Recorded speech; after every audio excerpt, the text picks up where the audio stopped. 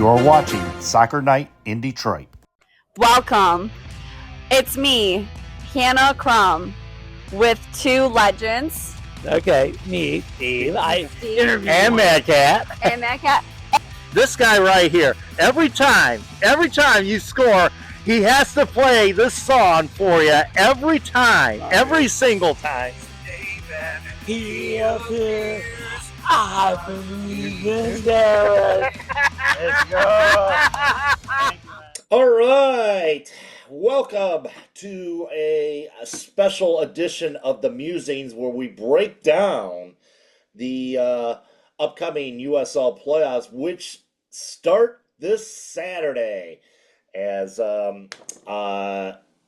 16 teams enter. One team will come up on top. And you got my buddy here, Steve. We're going to be looking at all things USL playoffs in this episode of the Musings. But yes, we are going to talk about the USL playoff because, like I said, it was very exciting following what happened last Saturday. And we're going to talk about the playoff, and we'll show our playoff predictions. And oh my, we're a little embarrassed, but of our preseason prediction. But as you probably know, if you have watched the Musings or Soccer Night pregame, we not only support Detroit City FC 100%, but we support other soccer teams in the world.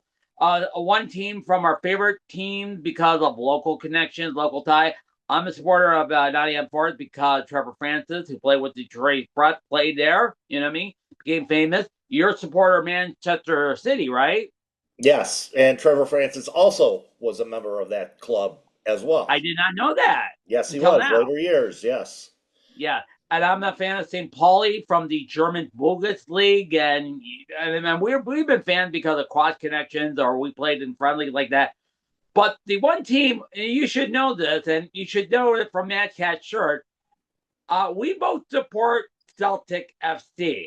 Oh. I've been a fan for the last couple of years. You've been a fan forever because of a local connection, the great Gil Heron, who played on Celtic, first American to play for Celtic, right? Yes, one of the first Americans to play for the club, first African American, obviously, to play for Celtic. The supporters club that is in Detroit is dedicated to Gil Heron. I have seen the flag. I have seen the flag. You know what I mean? Yep, Detroit CSC. And we support the 55 times Scottish Premier League champion. They've been probably one of the most famous clubs next to Rangers and Hearts and all that. And their season began pretty damn well at the season, but they have been on can I say a little because they lost to Hearts 3-1 on Sunday. Now that Hearts leads about 8 points in the top of the division. We're in second place. We're good. But then late Monday night, something happened. Mad Cat, you have been reading the stories. You can tell it more better than me. Go ahead. When you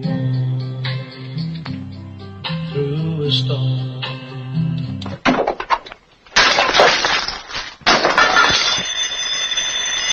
Brendan Rodgers left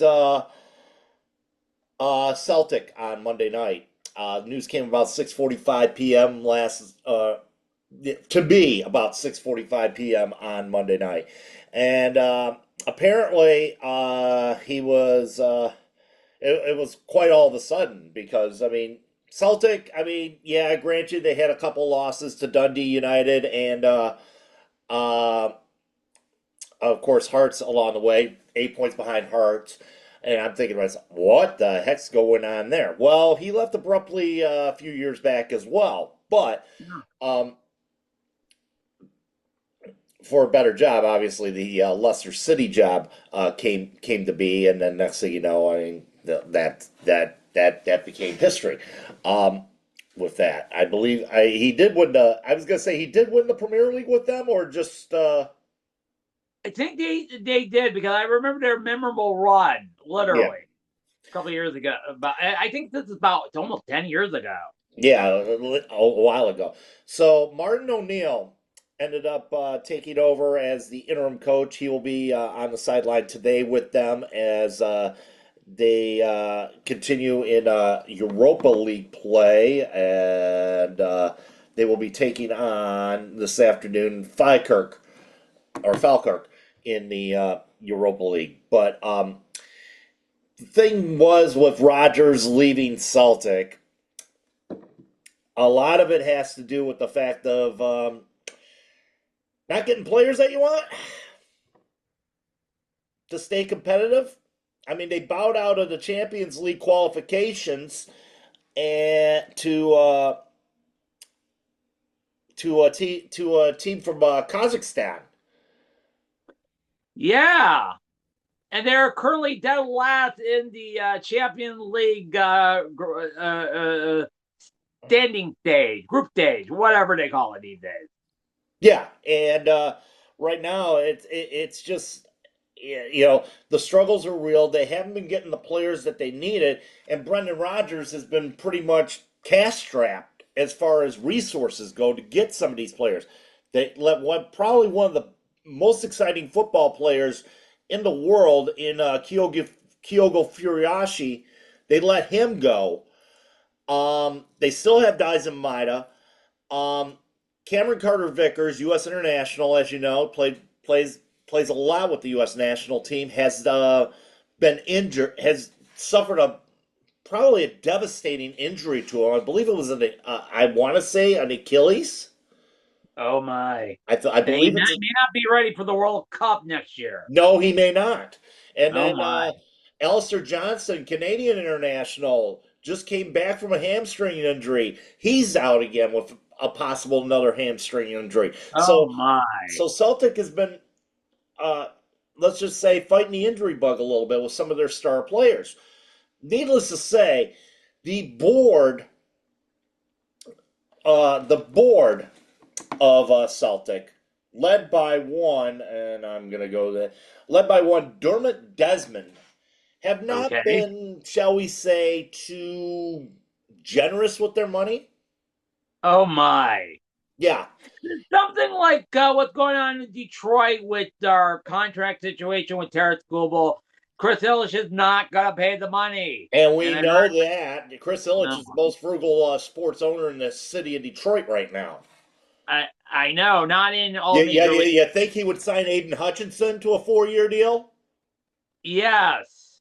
Just saying. That broke about an hour or two before we recorded our soccer show. So. If Aiden Hutchinson, if Chris Illich was the owner of the Lions, there's no way we'd be on this run right now.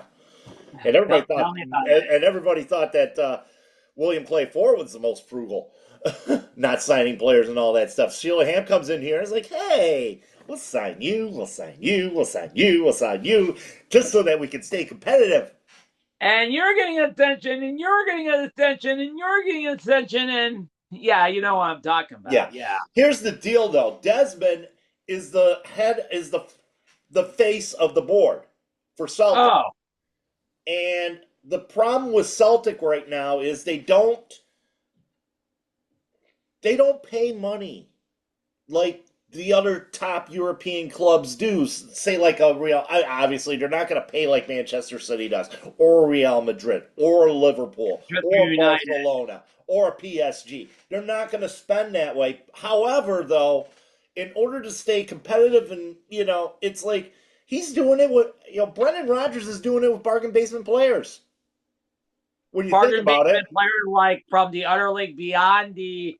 Or division, relative like has-beens. something like the National League, or relative has-beens, such as Joe Hart was there for several years. He was a top goalkeeper in the Premier League. He then ended up going to Scotland. Ended up being in between the pipes, and I'm sure he got paid a little bit less money than he did when he was playing for City.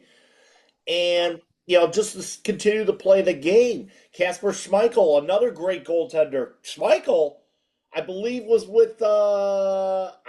he was either with Leicester or Brighton, one of the two. I think he did play some Premier League action, and then next thing you know, he ends up at Celtic, and they signed him to a deal there.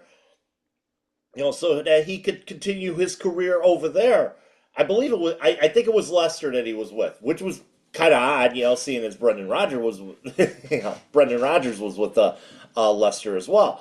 But it's just that they signed these players that have, and I mean, grant you, I mean, players like Jota and uh, Dyson Maeda, uh, uh, McGregor, and I mean all these guys that are coming in there. I mean they're good. They're good players. It's the fact that they don't have Desmond, and the board is unwilling to give them the money to Oh spend my. to get players to compete better in Europe. Because isn't that what it's all about now? Yeah, that is what it all about. If you want to improve your team, you have to spend the money for free agents and what have you. That's the name of the game. You know what I mean? And sometimes teams will probably ignore it, spend money for players who are on the downside or near the end of their careers. So, it's kind of oddball. It is. It is. And Roger said it's like he wants me to drive a Honda. I might be screwing up this quote. He wants me to drive my Honda Civic like a Ferrari, which is basically what it means right now, or And that's it. basically what the context of the statement is. The board wants me to drive this Honda Civic like a Ferrari. Both cars drive differently, literally, Yeah, especially a Ferrari. yeah, and I mean, this club, as I mentioned, not getting the players, not having the money to get those players, and Rodgers has complained time and time and time again. Is like, I need these players. Are you going to give me the money to do it? But the board won't let him do it. Oh my! I presume because I saw one of your tweets say this a meme saying this is how it felt at 6:30 with the hashtag sack the board. Other than yourself, I think I played that clip after your thing. yeah. Yeah, I Is think there, of the lady walking in, they're playing "You'll Never Walk Alone," and she smashes the record. Yeah, I played that. I gave a pause to that, so that. But here's what Desmond had to say what about do you have to say? about Rogers leaving. Every member of the board and executive team is deeply passionate about Celtic and acts at all times with professionalism, integrity, and it's a shared desire for success. What has failed recently was not due to our structure or model, but to one's individual desire for self-preservation at the expense of others. What the hell does that mean? I have no idea. This is probably straight up character assassination. What I have read. You sent me a link. 100%, Steve. 100%. Mm-hmm. Straight You know out what? character assassination. Yeah, and I'll tell you the truth. You know what I mean? When I read about the sacking, it's kind of odd that this only It wasn't happens. a sack, it was a recommendation, but go ahead. You don't see this in any other sport. I remember a couple times it happened in the NHL. They dumped the coach because of not connecting, replaced the assistant coach. But you don't see teams fired head coach during the middle of the season if it's not going well. There was We've seen a lot of that this year USL Championship, by the way. You're right, and mostly the teams that let go their head coaches, they're doing good in the standings, but sometimes not enough results or can't win the silverware or something like that. It's only in soccer. It's only in soccer this happens. If you're Manchester City, you're in third place and got knocked out of the FA Cup, and there go one part of the silverware. You're still eligible for the FA. You're still well. It's kind of weird. It's kind of weird that the best soccer team fired the coaches that are on the same level with some of the great players that huh? Just, I don't get it. I don't get it. Only in soccer. Well, I mean, you could sell. I mean, with everything that went on, obviously, you look at Ange, for example, what happened in Nottingham Forest, bad owner there. Same with Nuno, same club. I mean, the owner comes out there and berates him in the middle of the damn pitch. I mean, that's a bad situation over in Nottingham Forest. you take, for example, I mean, there's several situations, where you could say, teams, when they're not in good form or whatever it is, maybe the spark kick, maybe to give them a kick in the butt or whatever, to give them the kick in the butt and to get the motivation going type deal. I mean, we've seen that a lot. I mean, new coaches bumps. I mean, Dom Cassiano tried to do it with Tampa Bay. The Oakland coach, I had his name, but I forgot his last name. He ended up resigning the other day, by the way. Feldbauer. Yeah. He ended up resigning. He got Oakland going. It wasn't enough to make the playoffs, but obviously that good. No. Birmingham Legion letting go of Sang, bringing in Mark Briggs. Yeah. Sometimes it works for him, sometimes it doesn't. And all three of those cases didn't work for And him. you're right about that. Sometimes they have teams that are not going 3 or 4 in a row, and then they fire the manager. We have seen this in every damn sport. You know what I mean? If it's not going, but you don't fire the head coach, manager, or what have you during the season where you're third place overall, and they said, well, it's not going. We'll replace the manager and all that, but it's weird. It is quite weird, but I mean, and three of the teams that I mentioned that did it in the USL Championship changed coaches in the middle of the year. Next thing you know, they didn't make the playoffs. Even the Las Vegas Lights coach, as we now officially proclaim the Wooden Spoon Award, the Antonio Nocerino Award, he got let go by Las Vegas. Oh yes, I know. So it's kind of funny. One of the top coaches ever in USL Championship receives the Antonio Nocerino Wooden Spoon Award from us. Oh yeah, that will be a name that we'll be calling it forever, literally. Yeah. Absolutely. Let's see how this ends up with Celtic. It's a long season. We haven't reached April yet. Martin O'Neill hasn't been with the club in 20 or hasn't coached the club in 20 years. He has won trophies. Hired as a temporary replacement, or yes, he's an interim. He's an interim coach right now. But here's the big question: are they talking to the guy who just recently got let go from Nottingham Forest? Postecoglou is a top candidate, along with Kieran McKinney as well. Wow. Yeah, so they're among the top candidates to land the job. Now, will Andrew want to come back, knowing that the board isn't probably going to help him out? Yeah, good luck trying to beg for money for better players, brother. Brother. And if he wants to stay competitive and all that stuff, and you can only do so much with what you got. Yeah. Is what I'm trying to get at. I feel so bad for the Celtic fans like yourself and myself, and the overall, especially in Aberdeen, where Celtic is headquartered. Glasgow, actually. Glasgow, sorry. Yeah, Glasgow Celtic. I forgive you. You've been to a few matches. I've actually been to South Bend for one of these matches. So, but nonetheless, try to get a little bit of a segue to what we're actually supposed to be talking about here, which is the upcoming USL playoffs. The magical journey begins Saturday night as the first game is between the Pittsburgh Riverhounds and the Hartford Athletic. 8 games on both Saturday and Sunday. 6 games on Saturday, 2 games on Sunday. Before I get started with the playoffs, and I know it's been almost 5 days since the crazy Saturday, a reassessment of Saturday. It was a wild one if you're following the West. It was a long way for us where we live or survive, or let me tell you, must I say. It was a very good Saturday to wrap up the playoff races. Literally. It was a very interesting Saturday nonetheless. I mean, Oakland pretty much did the deed for Orange County by pummeling Lexington SC with Peter Wilson getting the golden boot on that on that night as well with the first goal of the match. It was a little bit interesting because early in the day, Kyle Jennings, who playing for Charlton Battery, scored it from where else? The spot. This was half his goals came from the spot this year.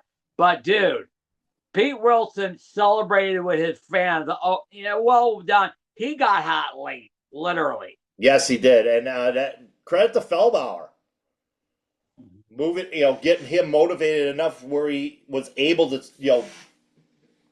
get the, get those goals and get him motivated and get his confidence level back up so that where he was a scoring presence there. And I mean that helped in, like I said, that did help in Oakland's push to the playoffs. Unfortunately, it didn't come to fruition, but needless to say, I mean, And you mentioned this. Feldbauer was announced that his contract would not be renewed, so Oakland is looking for a new manager.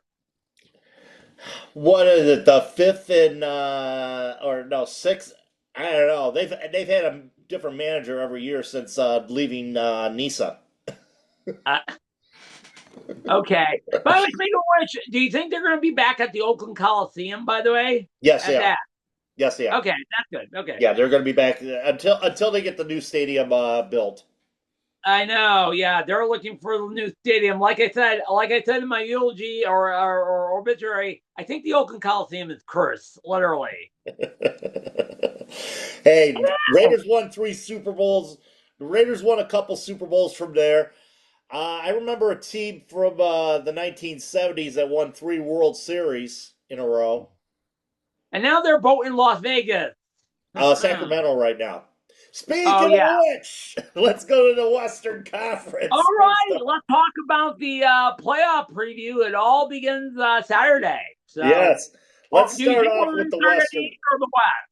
Yeah, let's start off with the Okay. West. So, right now, the 8 teams that are involved in that Western Conference pillow fight. Ha ha ha ha. Now that it's It's over. no longer a pillow fight. It's now a battle royal who gets to the end of November. Yes, it is. It is all about that. So the 8 teams in the West, we have FC Tulsa as your top seed, taking on Colorado Springs Switchbacks. El Paso, the 4th seed, taking on Phoenix Rising. New Mexico, the 3rd seed, taking on San Antonio, and the aforementioned Sacramento Republic, taking on Orange County, the 7th seed, on these playoffs. So the Western Conference, we have said, a pillow fight. Yeah. For many chances. In fact, now, I mean,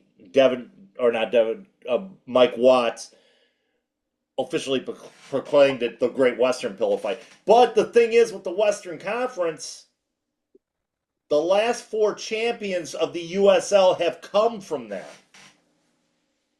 Yeah, sort of like a crapshoot. Last year's champion Colorado Springs was the 3rd seed. Remember Phoenix? They were the 6th team when they wiped out all of California and Charleston. Yep, and San Antonio went on that tremendous run back in 2022, basically getting the treble. They won the Players' Shield, the Western Conference Championship, and the USL Championship that year. And can't forget about Orange County and that run that they had at the expense of a goaltender, I do believe, in the 2021 final. Yeah, he injured himself celebrating Tampa Bay going to the Eastern Conference final, and it wasn't good for the Rowdies. No. Wasn't good for the Rowdies.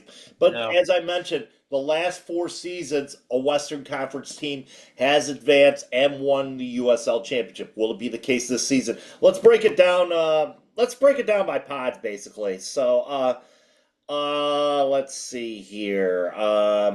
Going back here. So the first you have, and we both have in the first match, the 1-8 seed, FC Tulsa over Colorado Springs. I don't think Colorado Springs has enough to knock them off.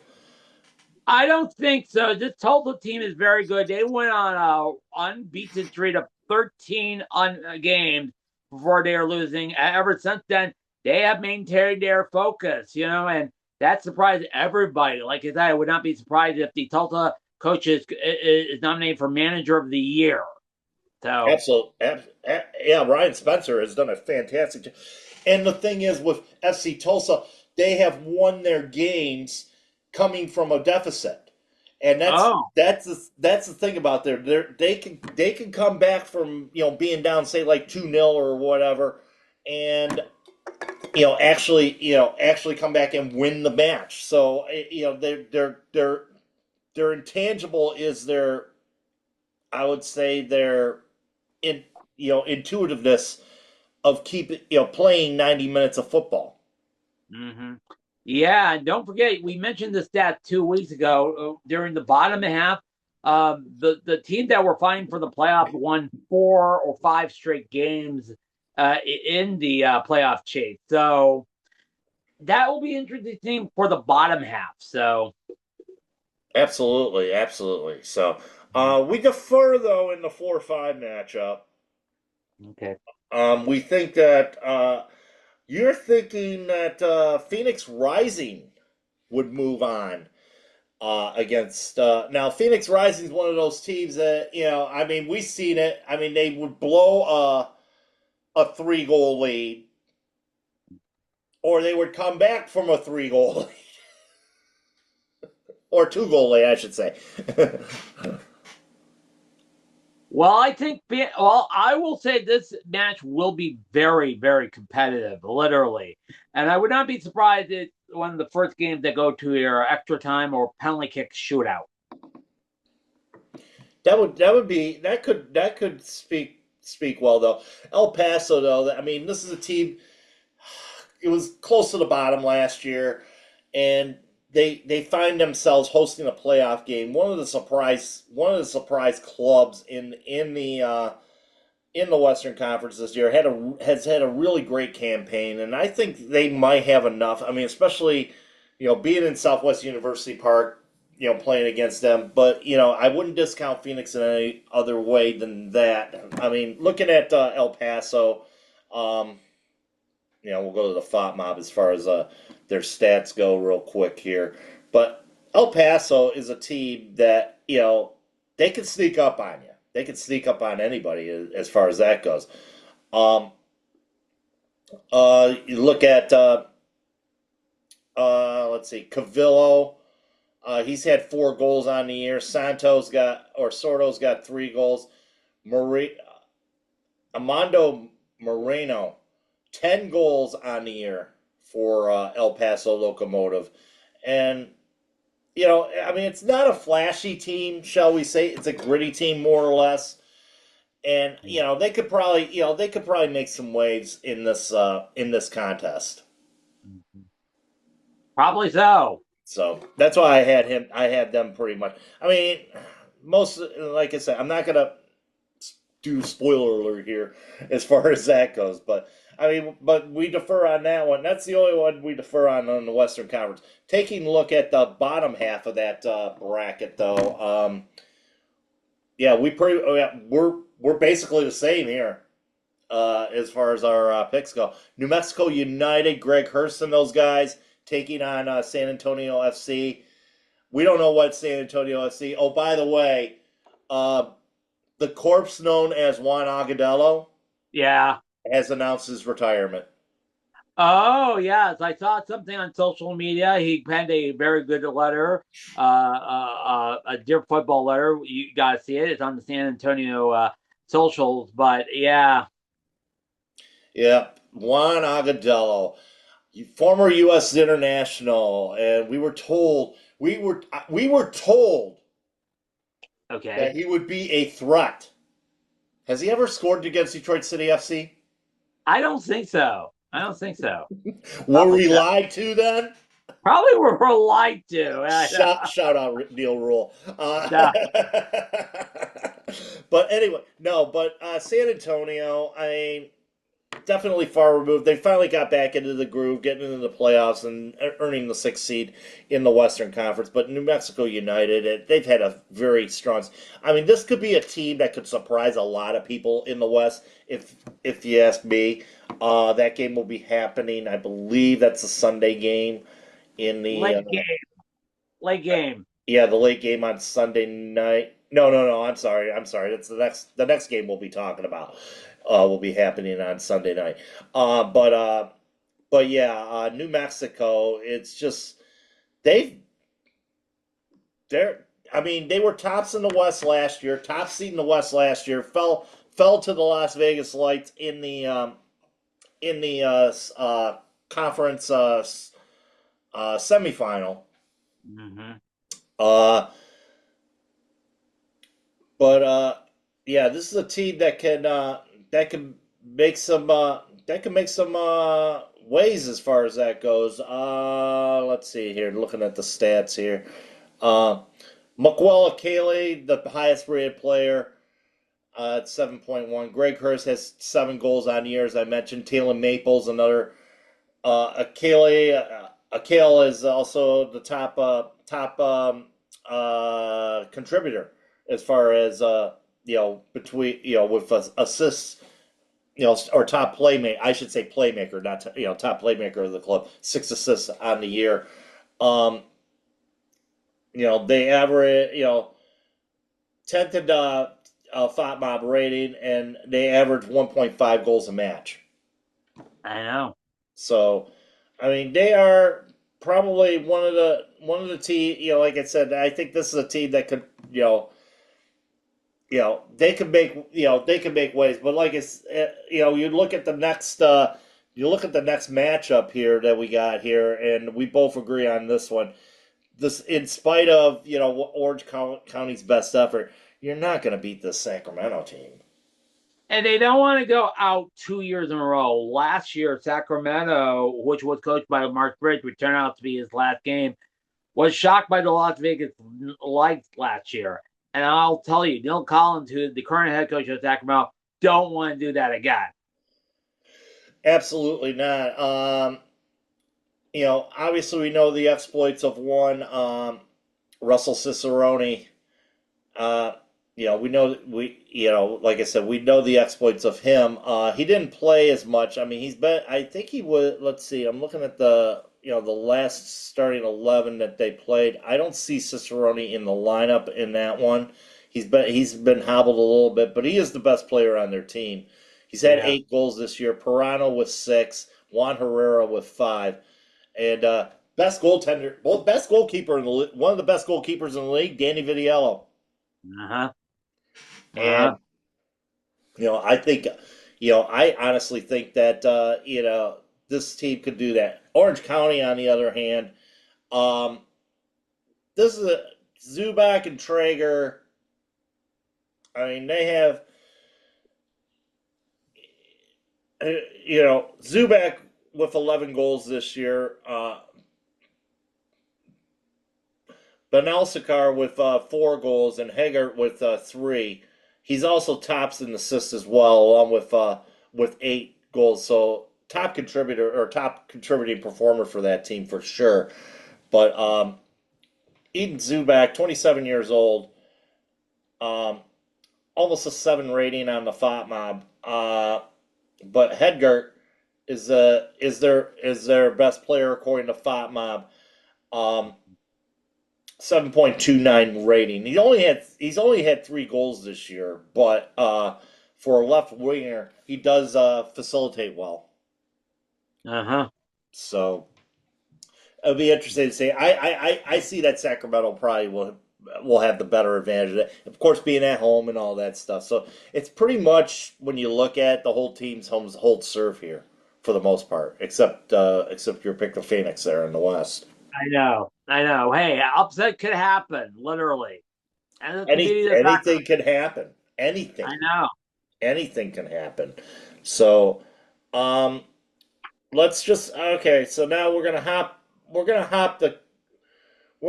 the coast here.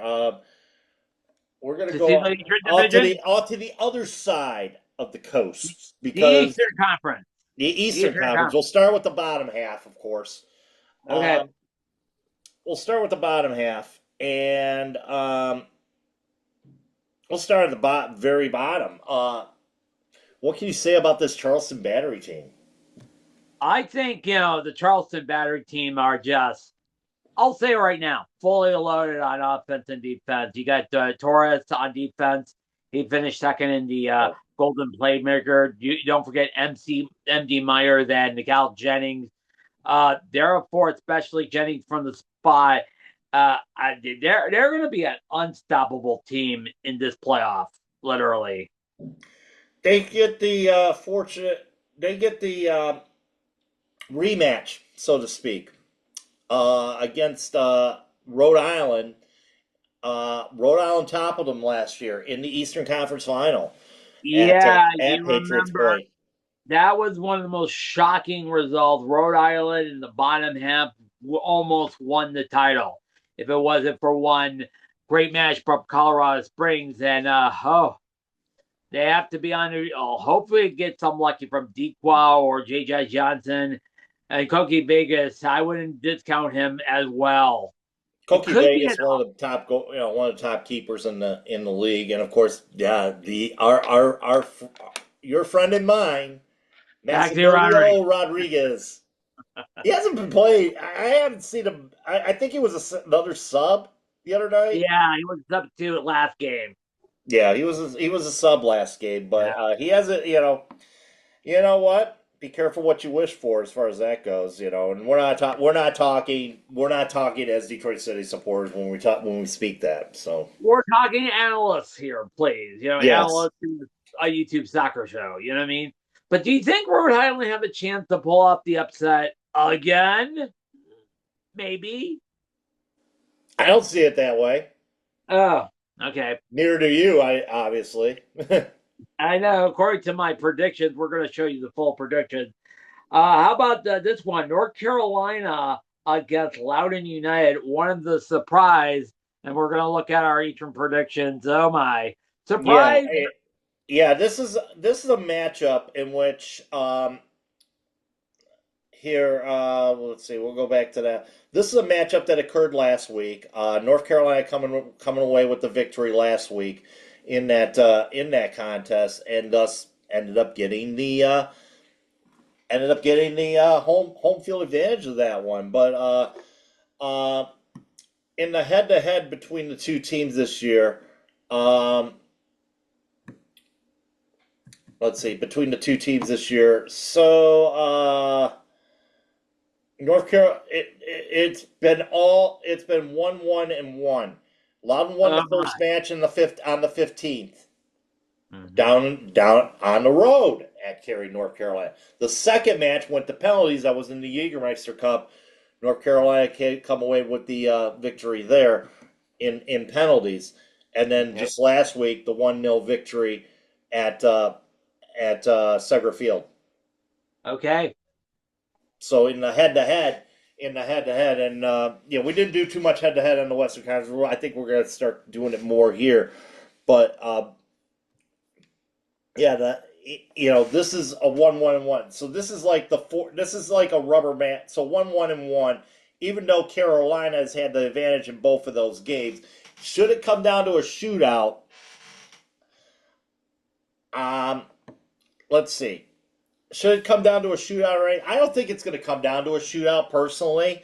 I think North Carolina, I trust their base. Right now, this might be the lame duck. This is probably going to be the swan song match for Ryan Martin. For Loudoun? Yes, I think that way. Because Abakora, remember how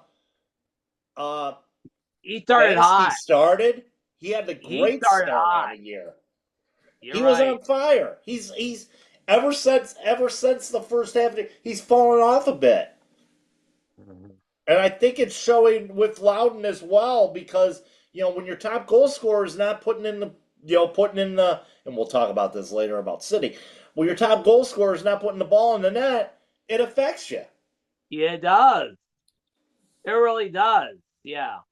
I'm probably the only person to say that Loudoun would put up the upset against North Carolina. Literally. This is their first playoff in forever. Literally. Because luckily, because they're free of partial ownership. First time they've been in the playoffs, actually. You're right. So I'm thinking they're going to seize the opportunity and pull off the upset. I'm going to go with North Carolina just on the basic fact that I think that they got a little bit more firepower in them. I really do. I mean, when you look at they have won the previous two matches with them, But I mean, you look at North Carolina's lineup: Alex Anderson, Dolabella, Maldonado. I mean, those are weapons that they use. Perez and their keepers. You know, not the greatest keeper in the world, but still, I mean, you got a defense back there that could pretty much, back four that could probably, shut things down for Loudon. Mhm. Okay. I would All think right. so. That's how I'm looking at it. I think North Carolina comes away. It's going to be pretty well chalked there. So, um, going to the top half of the and we're pretty much the same there. Yeah, we are. Except for our prediction of who's moving on. So in that aspect. But Hartford Athletic, what can you say about that? I mean, they've been struggling. I mean, yeah, the last couple games they've not fared so well. But what can you say about Hartford Athletic this year? What a great season that they had under Brendan Burke. Unbelievable season for Hartford, probably the most successful of all time. They won the Jägermeister Cup, their first piece of hardware in forever. And then they had an amazing run, starting with our match with Detroit City FC. And remember, when we faced off against Hartford, they were in the bottom. Somebody strapped a rocket ship to Brendan Burke, who's the head coach, and they sort of rocket to almost to the top, but they finished in fifth place. That earned them a road match against Pittsburgh. Yeah, and Brendan Burke has been the story. I mean, him, Ryan Martin. I want to say the coach. I forgot the coach's name in FC Tulsa. Those are like your three candidates for coach of the year right now, and based on the jobs that they have done for each of those clubs. And needless to say, I mean, it's not. I mean, the coach isn't a good coach. Isn't without good players. Kyle Edwards, 12 goals on the year. Mamadou Dang, with 9 goals on the year. They pick up, Jack Machine Nagilna, 5 goals. Peniotu with 3. Who they ended up picking up somebody as well. He hasn't made his, they ended up picking up somebody. Haji Berry. They bring back Haji Berry. And of course you got Anthony Siaha, who's been definitely one of the best goalkeepers in the league thus far. Yeah.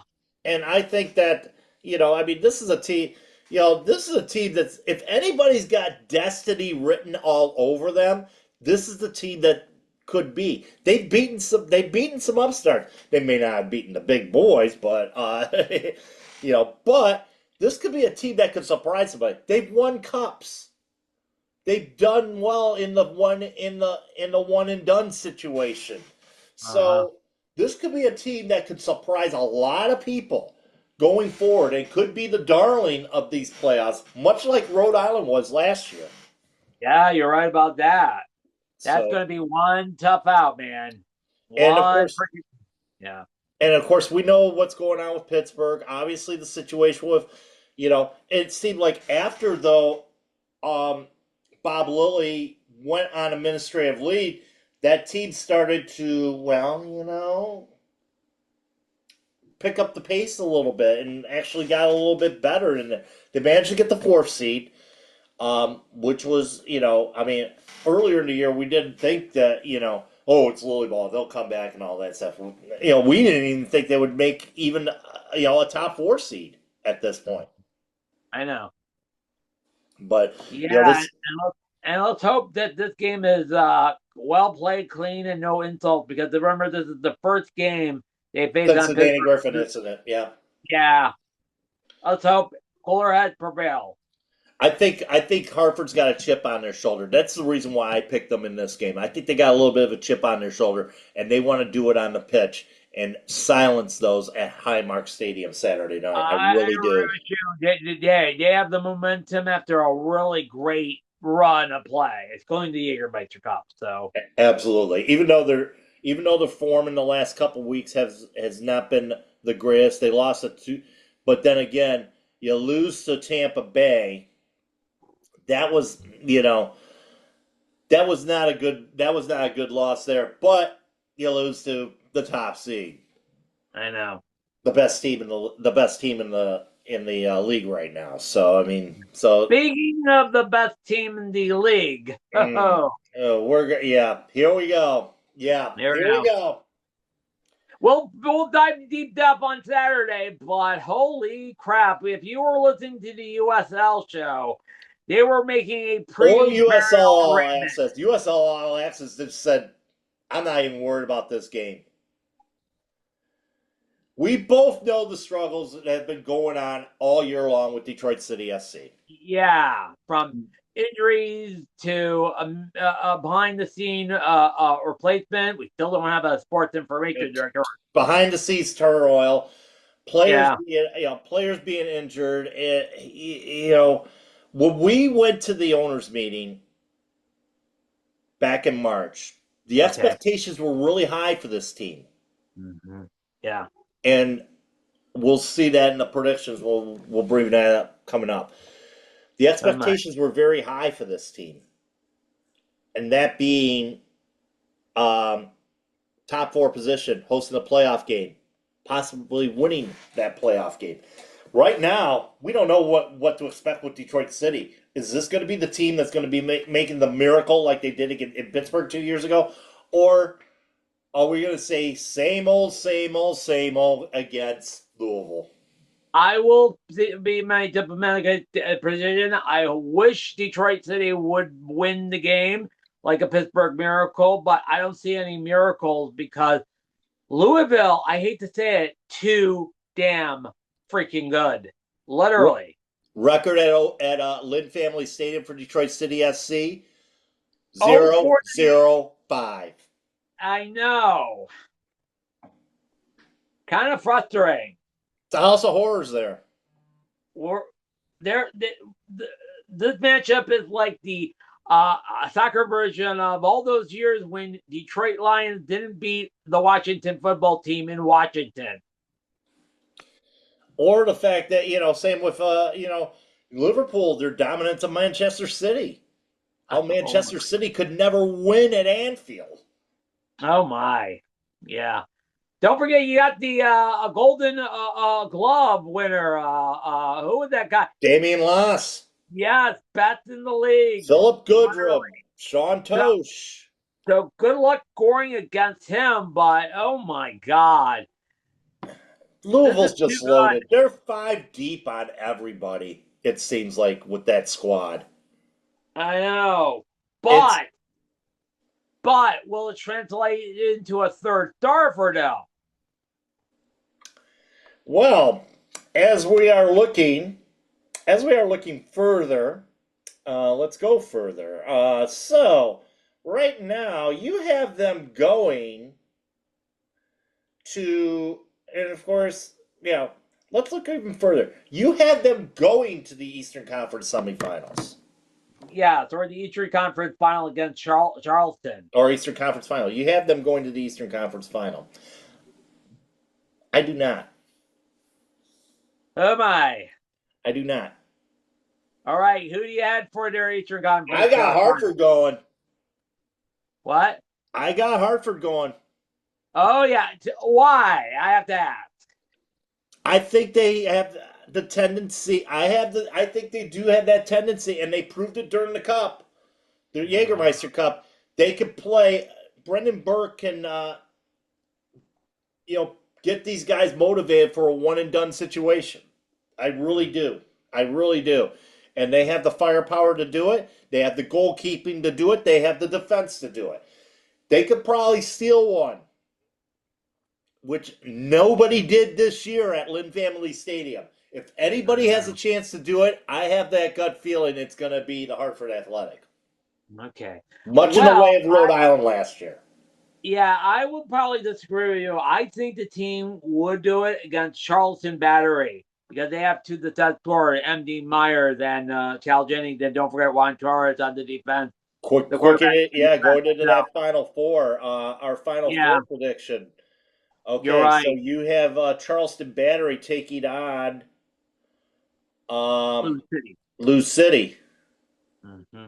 Yep, you have Charleston Bat, right? I gotta fix my I Yeah. thought I had my graphic. Okay, but yeah, you have Charleston Battery taking on Lou City, Hmm. and yeah, Lou City's you can't deny Lou City. I mean, the way that they've been, and now that they've got it here, it's about proving to finally have that star. Charleston did lose to Lou City at Lib Family this year. In fact, as you know, Lib Family they have not lost there. The only loss that Louisville had was against North Carolina FC all year long. I know, yeah. But like I said, if oh my, Blue City, and one more thing, Blue City have one, like I said, 12 games at home. Detroit City on the road, three, only three. Three on the road. Yeah. When was their last win on the road? Well, I heard this on the USL show last week, last April, when we got off to that hot start. Other than that, it either been a draw or a devastating When was loss. their last win against a top four team?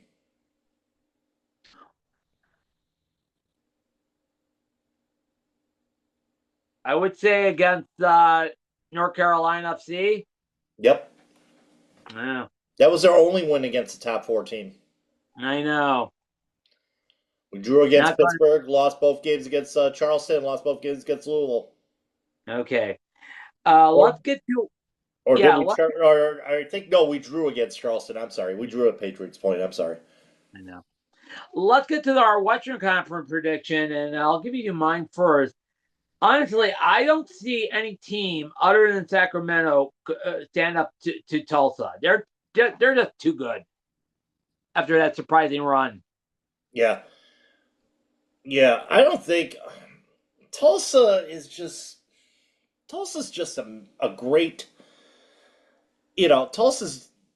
I think they've got it together. They really finally figured it out. And like I was saying earlier, the tenacity by them, to come back from deficits and see the game out and actually win the game has really helped them in the long run.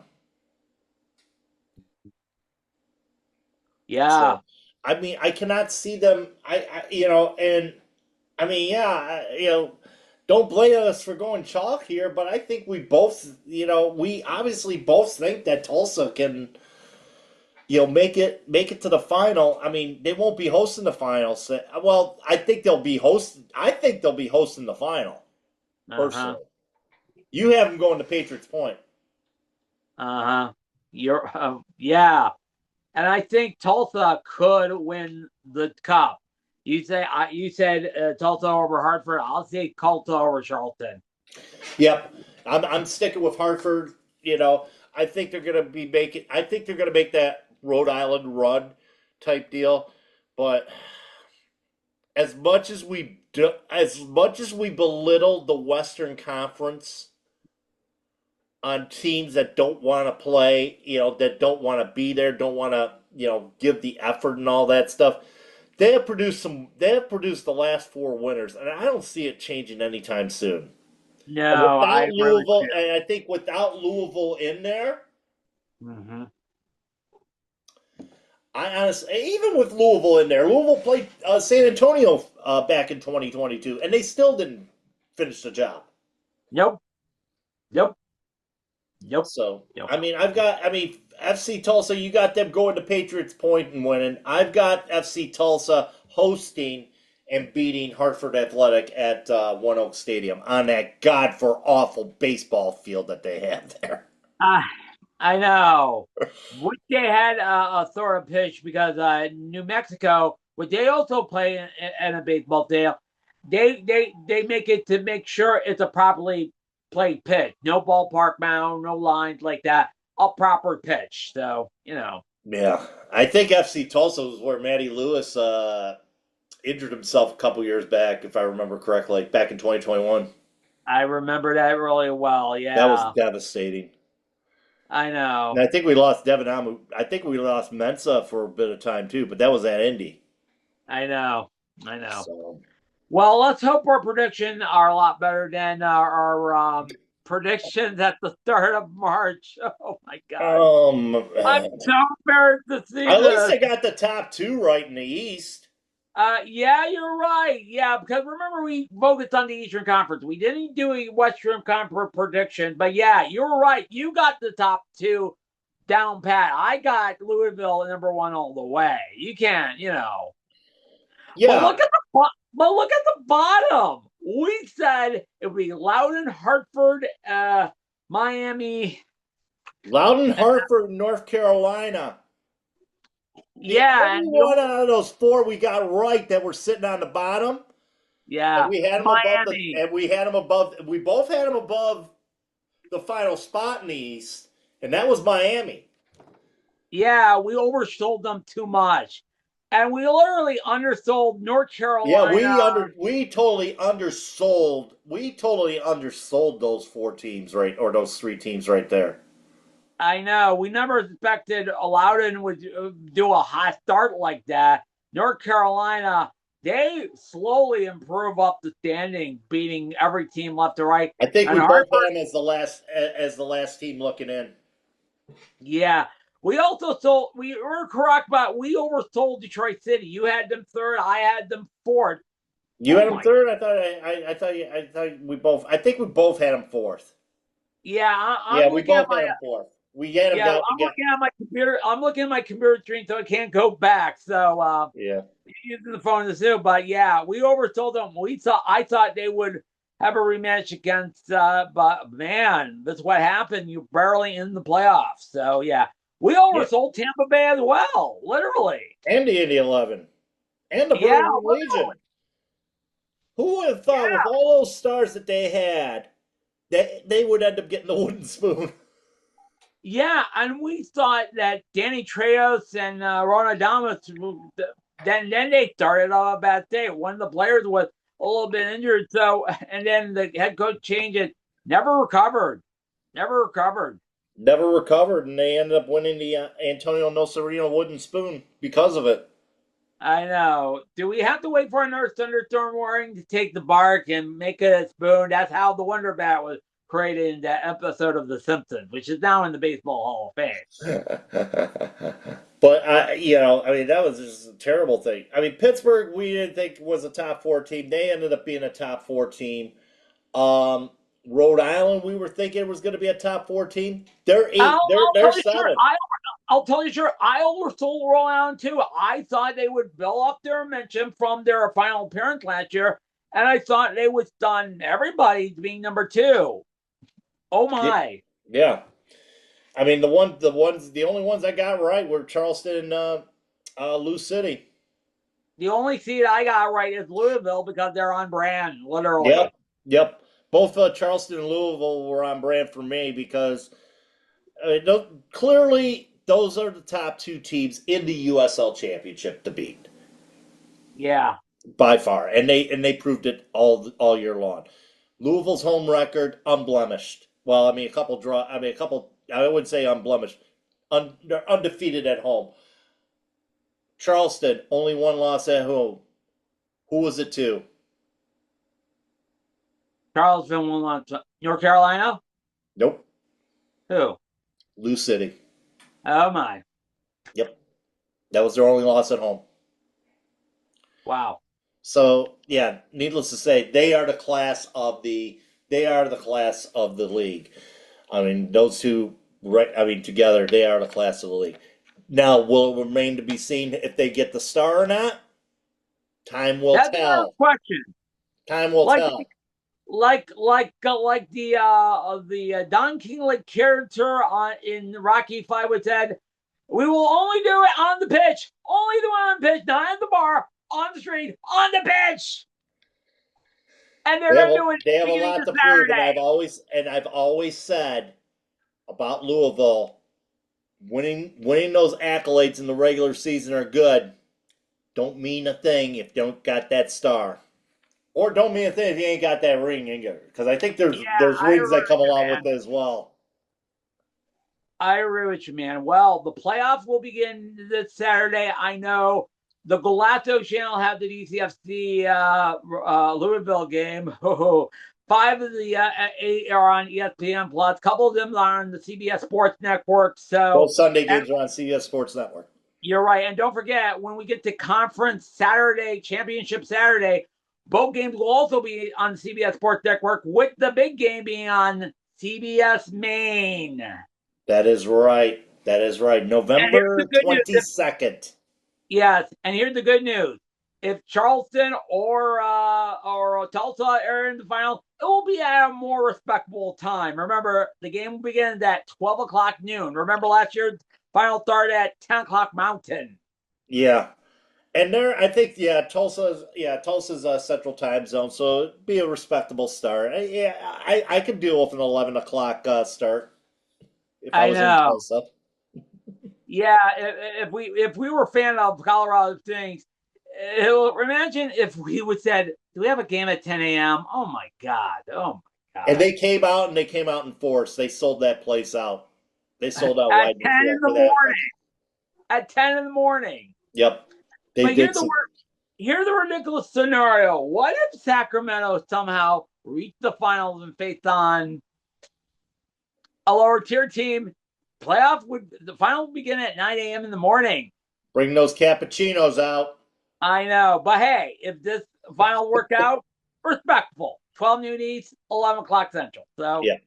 Yeah. But I have to, in a future menu when we review playoff matches like that, I have to mention about why they can't do it in prime time. Interesting conversation we had off, but I'll get to that, Yeah, it's all about it. Really, I mean, Cliff Notes version really about the structure of the way soccer is right now in the United States of America. So Yeah, it's understandable. Well, hey, it's going to be a fun day. I will see you on Saturday for a full-blown assessment of this impossible matchup between Lou City. yep, and hopefully, I have that gut feeling we may end up having a musings next week talking about what's going to happen with Detroit City FC. But You're right, and yes, because if you listen to the USL show, which I know you listen to, and all that, they're doing the pre-funeral burial before the match is even played.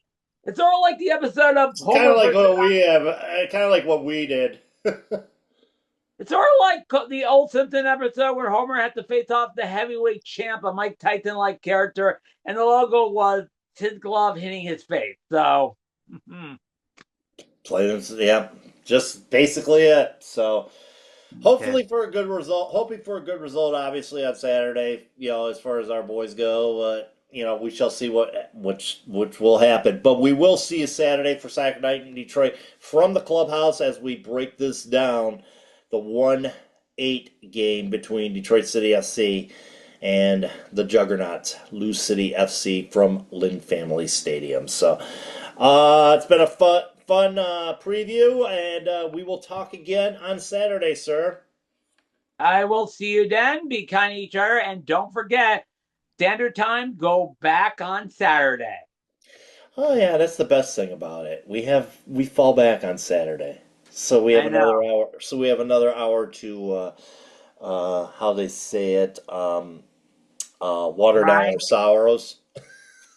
Yeah, and getting ready for Lions versus the Vikings. So, Oh God, that'll be the long wait too. Anywho, all right. Have a nice day, Matt Cat. have a nice day, Steve. We'll talk to you on Saturday. Until then, folks, keep your feet on the ground, keep reaching for the galaxy.